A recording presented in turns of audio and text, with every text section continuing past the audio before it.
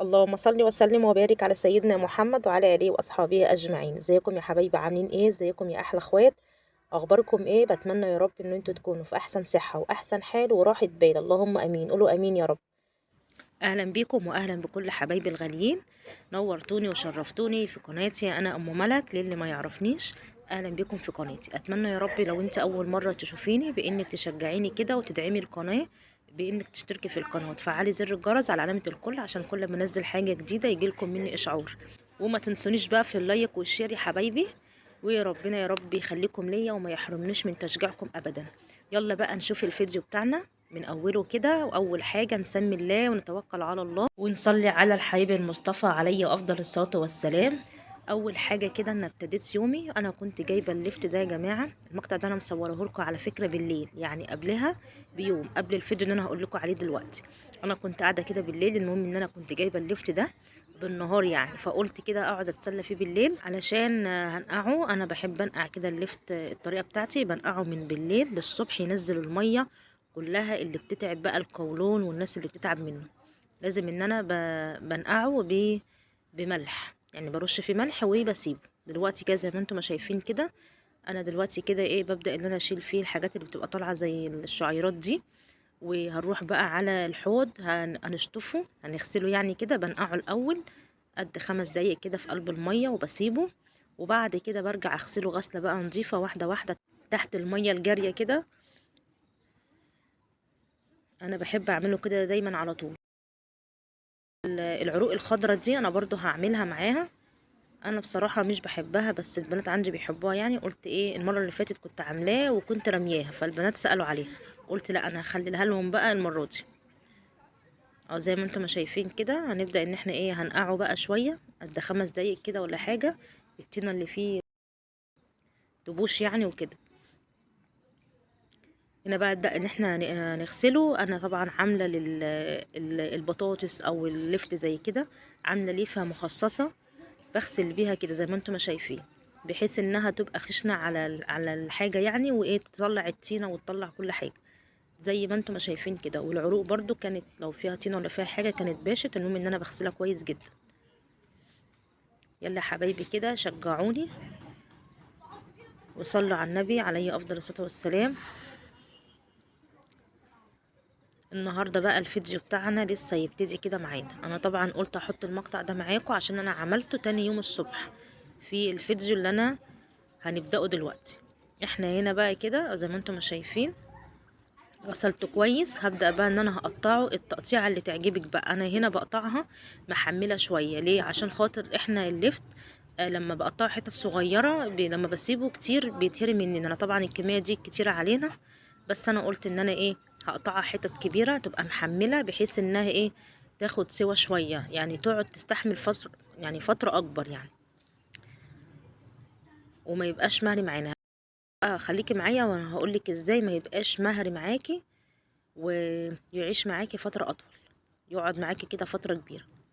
انا قلت لكم انا هنا مقطعاها، بحب اقطعها تقطيعة ايه محملة، ولما اجي بقى ممكن اطلعه اروح بقى ايه مقطعه حتت صغيرة عادي يعني. احنا هنا كده هنرش بقى عليه الملح بتاعنا، يعني حطيتهم كده هم جم على مصفتين زي ما انتم شايفين كده. كل مصفى من دول حطيت لها معلقتين كبار من الملح وقلبتهم كده، وهنسيبهم لحد الصبح بقى. والعروق كمان بتاعتهم هنغطيهم وهنسيبهم لحد الصبح.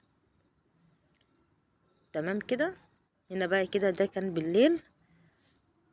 انا اول ما اقوم من النوم تاني يوم بقى هبتدي ان انا اشتغل فيه. بسم الله ما شاء الله. ده كده كان الصبح، كان تاني يوم بقى. هنا بقى ايه جبت المية ديت يا جماعة مية مغلية، انا بغليها وبسيبها تبرد. بنحط بقى معلقتين كبار. أنا طبعا بحط يعني البركه كده. انا هنا ما حطيتش معلقتين ولا حاجه، بس انا ايه بحط الملح وبدوق الميه كده. مفيش احسن من ايه من بركه ربنا. انا بعمل يعني كده البركه. وهنا كان عندي ميه مخلل كانت كنت عامله قبل كده يعني، وفيها بنجر وحلوه، مرضتش ان انا ارميها، قلت لا استغلها بقى واعمل بيها. انا طبعا عايزه اقول لكم ان الميه ما كملتش بقى كلامي. الميه اللي في الطبق الاخضر ده زي ما انا ما قلت لكم حطيت فيها ملح، بس حطيت معلقه كبيره سكر. ومعلقه السكر دي مهمه جدا، بتحافظ على المخلل بتاعنا وبتخليه يكون ليه قرشه وانت بتاكليه كده وما يبقاش مهري وكأنه مادة حافظة يحافظ على المخلل، وبنضيف كمان ربع معلقة خل. كل الحاجات دي كلها مع المية اللي احنا غاليينها وسيبناها تبرد. هنبدأ ان احنا بقى نرص البرطمان بتاعنا زي ما انتوا شايفين كده، بيبقى عبارة عن طبقات. يعني الطبقة الخضراء بتبقى تحت وبعدين اللفت، وبنحط ما بين مع كل طبقة بنحط قطعتين بنجر. البنجر ده بيدي له لون جميل جدا، وهتاكلي احلى مخلل بقى لفت، حاجة كده عسل تستاهل بقكم. ولو عايزين تخللوه لشهر رمضان، في ناس بتعمله بنفس الطريقة دي، بس انا بعمله يعني بحطه سليم زي ما هو. تجيبي اللفت كده زي ما هو كده، ما تقطعهوش ليه؟ عشان يستحمل معاكي ويقعد معاكي فترة اكبر، ولما تيجي تطلعيه وانت بتقدميه تروحي مقطعه، بيبقى بقى مقرمش كده، في قرمشة كده وانت بتاكليه وبيبقى حلو. آه على فكرة انا كنت عامله لكم قبل كده فيديو مخللات مشكلة قبل رمضان، عايزاكم ان شاء الله كده هنزل لكم اللينك بتاعه في اول تعليق مثبت، وتروحوا وتشوفوه ان شاء الله يعجبكم، وتعملوا المخللات بقى قبل شهر رمضان كده. كل سنة وانتم طيبين، واللهم بلغنا رمضان ولا فاقدين ولا مفقودين. ربنا يعود عليكم الايام بخير، علينا وعليكم يا رب. احنا هنا بقى كده كان فاضل حبة، رحت حطاهم في قلب العلبة كده زي ما هما، وحطيت المية اللي فيها الملح والسكر والخل، وضفت البنجر ورحت مغطياها وسبتها كده 3 ايام، وتاكلي من احلى مخلل اللفت. وما تبقيش بقى تنسيني في دعوة حلوة منك كده حبيبتي. احنا هنا بقى كده انا كنت معلقة عن المية بتغلي، عشان خاطر هعمل بقى ايه. كنت جايبه فراخ كده الصبح ورحت نقعاها في محلول النقع، زي ما انا زي ما انتوا عارفين كلكم انا بعمل محلول النقع بملح ودقيق وخل والكلام ده.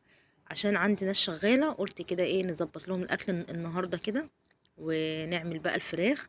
طبعا حطيت ورق لورا، وحطيت بصلايه كبيره زي ما انتم شايفين كده، وطماطميتين، وهننزل بالملح والفلفل بتاعنا، وننزل بحبه كمون، ونسيب الفراخ بقى بتاعتنا ديت تستوي براحتها كده عشان تبقى كده جميلة. نطبخ بقى نعمل منها احلى حبة رز، وهنطبخ جنبها بسلة. انا كنت جايبة بسلة برضو، وانا بعمل اللفت كده معاكم. بعد ما عملت اللفت كده رحت ايه، جبت كده البسلة ورحت مفرطاها، وجبت الجزر وخرطتها عليها وشلتها في كيس وحطيتها في قلب كده التلاجة، عشان يبقى اقوم تاني يوم كده رايقة، واقف اعمل كده الاكل والدنيا تبقى رايقة. والمطبخ برضو كنت مشطباه.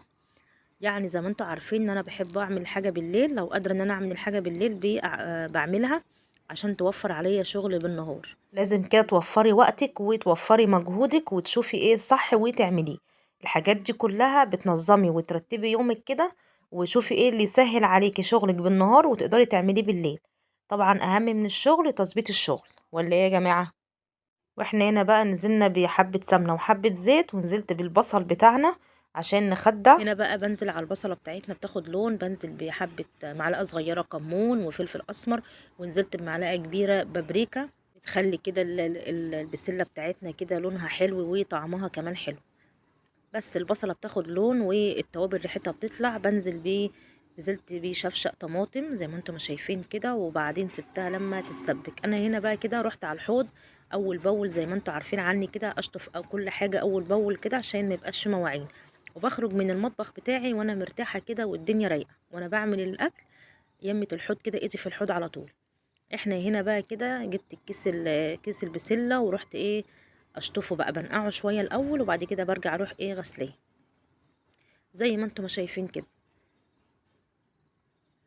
يعني هنا كنت بعمل كل حاجة جري في جري ودغري كده بسرعة. هنا بقى قلت اعمل بطاطستين عليهم كده على البسلة. انا بحب لما اعمل بسلة بروح حط عليها يعني بطاطس، بس مش في كل يعني الاوقات. ساعات كده بتطقي في دماغي ان انا احط معاها بطاطس، وساعات لا. بتبقى صراحة بحبها كده، بتبقى طعمها حلو، تاخد من طعم كده البسلة وبتبقى جميلة. انا قشرت بطاطستين كده وبعملها مكعبات. يلا يا حبايبي، اللي وصل معايا لحد هنا يصلي على الحبيب المصطفى عليه افضل الصلاه والسلام، ويحط لي اللايك، ويكتب لي كده كومنت حلو يشجعني كده فيه. واتمنى بانكم تشتركوا في القناه كده وتشجعوني، وتتفاعلوا مع الفيديوهات على القناه وتشجعوني كده، محتاجه تشجيعكم جدا جدا. يلا وانتوا واقفين كده اذكروا الله كتير، وانتوا واقفين بتعملوا شغل المطبخ وشغل البيت كده اذكروا الله، ألا بذكر الله تطمئن القلوب. واستغفري كتير كده وصلي على الحبيب المصطفى عليه أفضل الصلاة والسلام. طول ما انت واقفه كده خلي لسانك عاطر بذكر الله.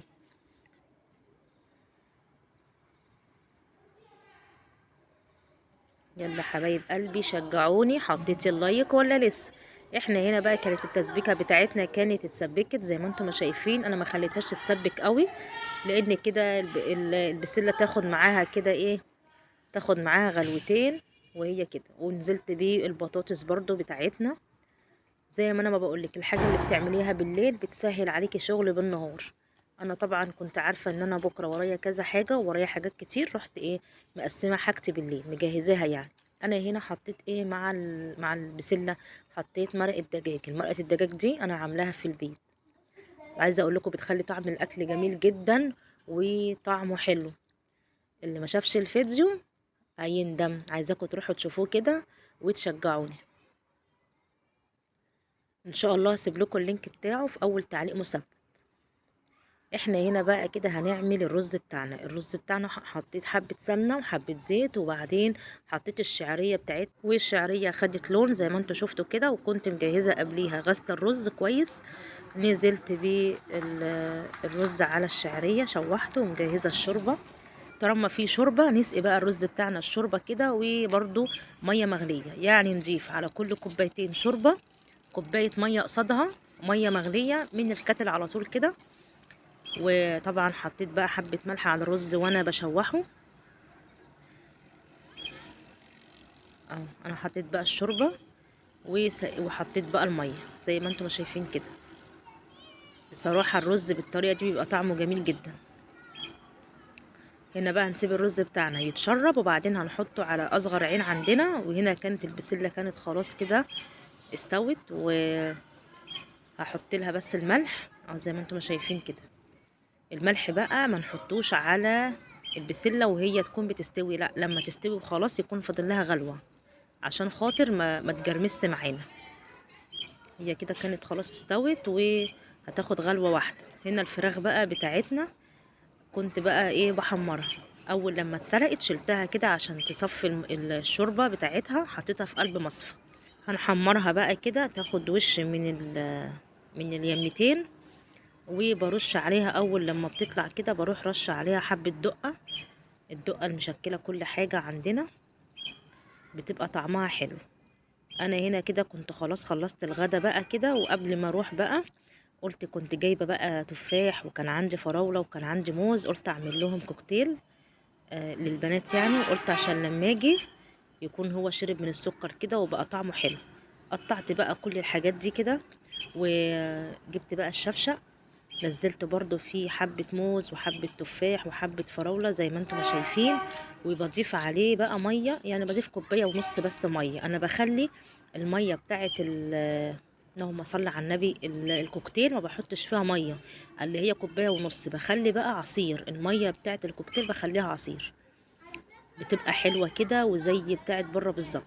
وضفت بقى السكر بقى حسب الرغبة. انا هنا كان الخلاط بتاعي معرفش كان بينقط مية، فكل شوية كنت بمسحه زي ما انتم شايفين كده عشان بيطرطش ميه. مش عارفه الشفشق باين عليه مخروم ولا ايه. نضرب بقى كل الحاجات اللي احنا حطيناها دي مع بعض كويس، التفاح مع الفراوله مع الموز والسكر. وحطيت كوبايه ونص بس ميه. انا هنا بقى كده هنضيف بقى على الفاكهه بتاعتنا، هنحطها في قلب التلاجة على ما نيجي بقى كده. عشان كنت خلاص انا كنت ماشيه هروح بقى كده للناس اللي شغاله ونغديهم. وده كان روتيني النهارده. ما تنسونيش بقى في اللايك والشير، وانتظروني بكره في فيديو جديد. والسلام عليكم.